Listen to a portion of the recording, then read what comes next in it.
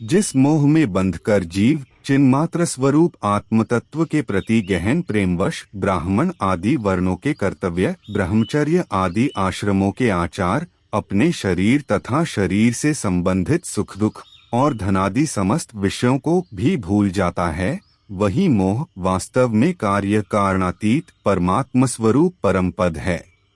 हे शिष्य, तुम्हारी मोक्ष प्राप्ति की इच्छा केवल दंभमात्र है अथवा वह अभी दृढ़ और तीव्र नहीं हुई है। यदि तुम्हारे अंतःकरण में वास्तविक तीव्र मुमुक्षा होती, अर्थात वह ऐसी अग्नि के समान होती जो आत्मतत्व के अतिरिक्त समस्त विश्व वासना को भस्म कर देती, तो तुरीय अवस्था की प्राप्ति में इतना विलंब न होता।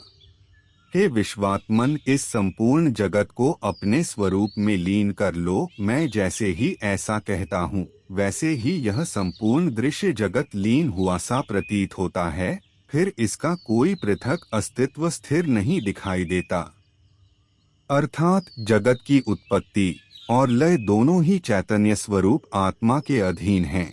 आत्म स्वरूप में स्थित होने पर यह विश्व स्वतंत्र सत्य रूप से प्रतीत नहीं होता।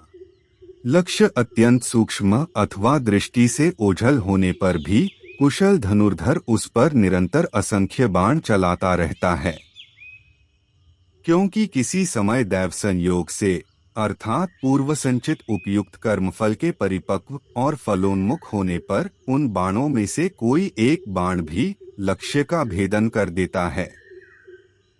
उसी प्रकार निरंतर साधना का कोई एक प्रयास अंतःकरण के अज्ञान को भेद कर आत्मतत्व को प्रकाशित कर देता है। चाहे जीव ब्रह्मा को जाने या न जाने, ब्रह्मा ही उसके जीवन का वास्तविक आधार और सार है। यदि वह उस ब्रह्मा को जान लेता है तो उसे परम लाभ अर्थात मोक्ष प्राप्त होता है, जो सर्वोच्च कल्याण है।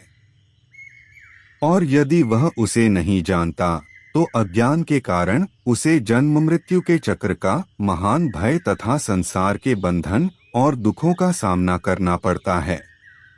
कुछ लोग केवल छाछ मट्ठा से ही संतुष्ट हो जाते हैं, कुछ दही या दूध से तृप्त हो जाते हैं, किंतु जिन्होंने तत्व का वास्तविक अनुभव कर लिया है वे नवनीत मक्खन और घृत घी के बिना संतुष्ट नहीं होते।